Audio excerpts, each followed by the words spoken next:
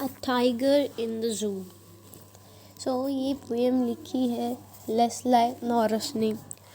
और हम इसका सेंट्रल आइडिया देखते हैं, एक्सप्लेनेशन देखते हैं पोम की, और पोएटिक डिवाइस देखेंगे। ठीक है। What's the central idea of the pome?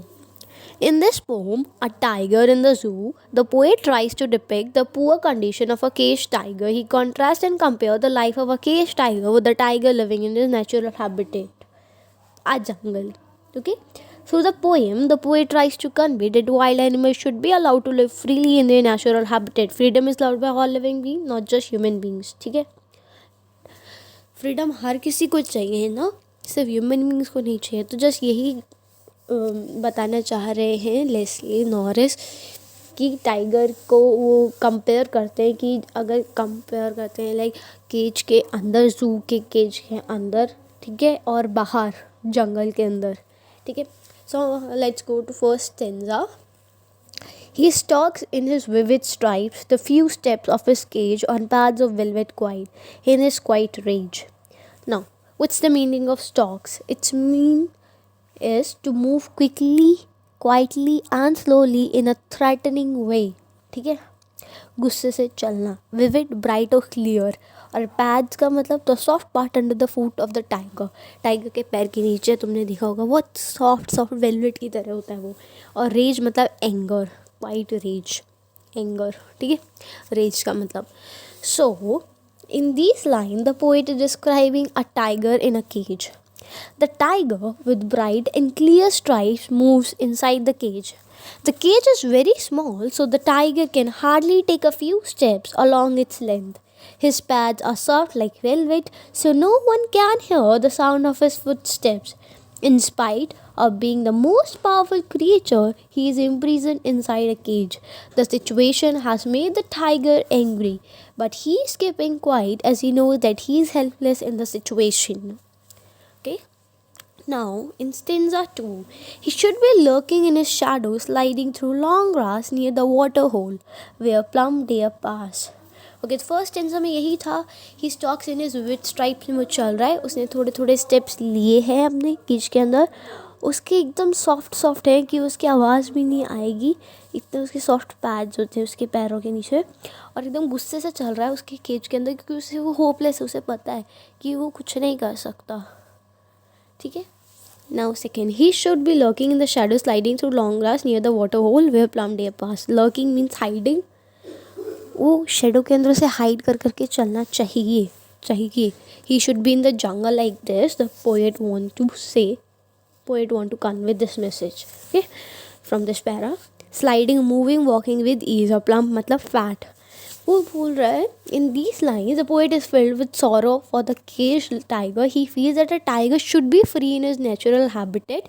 He should be hiding in the shadows and quietly moving through the long grass near the water hole, near the like lake or pond, whatever.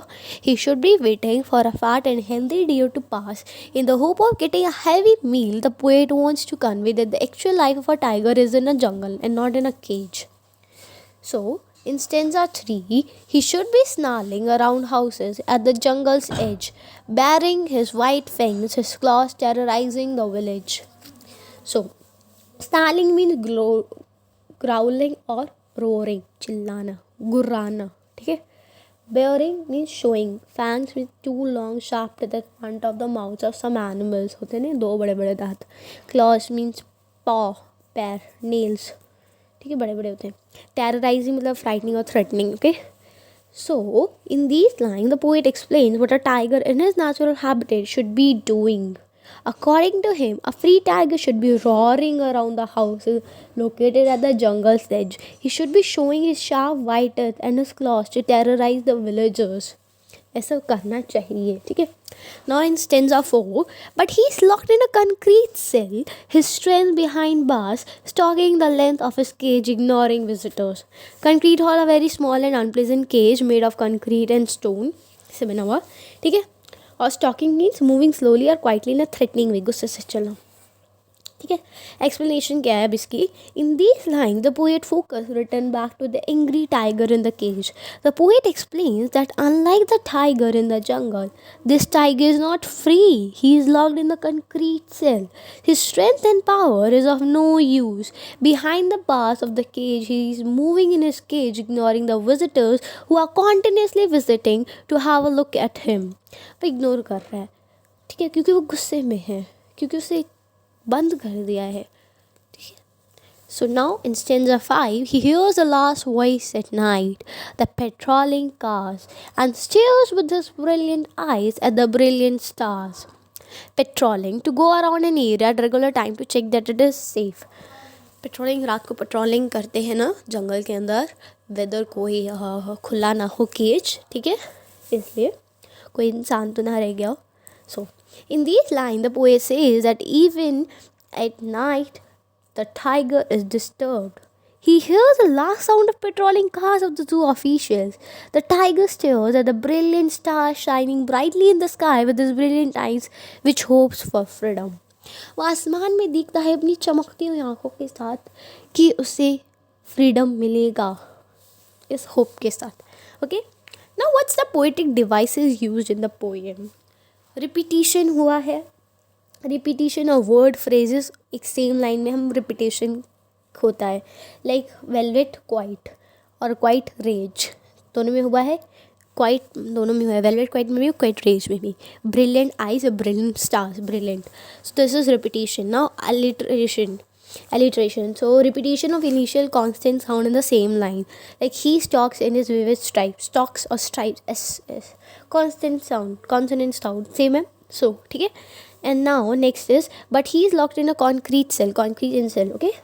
Personification, like attributing some human qualities to a non-human things. ठीक है. So tiger is referred as he, so that's personification. So tiger is personified as human being. So okay. Now metaphor. Now metaphor is a comparing of two ideas without using like and as. Okay.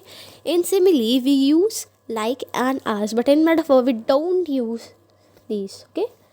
So pads of velvet, pads of velvet. Now what the pads of that tiger is of like velvet. Okay, that was soft as velvet. So that is a comparison. Okay, but comparison without using like and as is metaphor, and if we use like and as in a comparison, that would be called a simile. Okay.